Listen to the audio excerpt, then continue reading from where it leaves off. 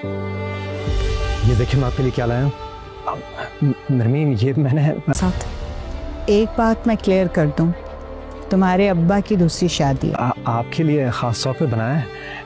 मुझे नहीं पसंद एम्ब्रॉयडरी, लेकिन मेरी तो पहली है। मुझे तुमसे एक जरूरी बात करनी है। जोड़े आप क्यों आए यहाँ पे? अब्बा से माफी तलाफी हो तो गई है।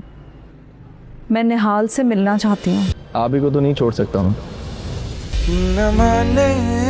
कि ऐसे जैसे हमें पाल पोस के इन्होंने बड़ा किया हो। नाज़रीन, आप देखेंगे कि नरमीन जब जाती है अपने बाप के घर और वहाँ पर वो अपनी बहन के साथ बैठी हुई होती है और मोना आंटी की हरकतें देखकर परेशान हो जाती है और अपनी बहन को कहती है कि मुझे कुछ समझ नहीं आ रही कि ये क्या कर रही हैं। मुझे तो ऐसा लगता है कि जैसे इन्होंने ही हमने पाल पोस कर बड़ा किया और ये घर जो है वो हमारे बाप का नहीं बल्कि ये जहेज़ में लेकर आई हो। ये जब बातें वो कर रही होती है तो वहाँ पर मोना भी आंटी भी आ जाती है और मोना आंटी कहती हैं कि मेरी बात सुनो बेटा, ये तुम्हारे बाप की दूसरी शादी है, मेरी दूसरी शादी नहीं है, ये मेरी पहली शादी और मैं जैसा चाहूँगी मैं वैसे ही करूँगी। ये सब कुछ नरमीन देखकर परेशान हो जाती है और जब वो घर वापस आती है और हुमायूं को कहती है कि हुमायूं मुझे कुछ समझ नहीं आ रहा कि ये क्या सब कुछ हो रहा है, क्योंकि उसे हुमायूं को कहा हुआ होता है कि उसे अलग घर चाहिए, वो यहाँ पर नहीं रहना चाहती। और दूसरी बात ये कि वो हुमायूं को कहती है कि मुझे एक दफ़ा निहाल से मिलना है, तो इस पर हुमायूं उसकी शक्ल देखना शुरू कर देता है और परेशान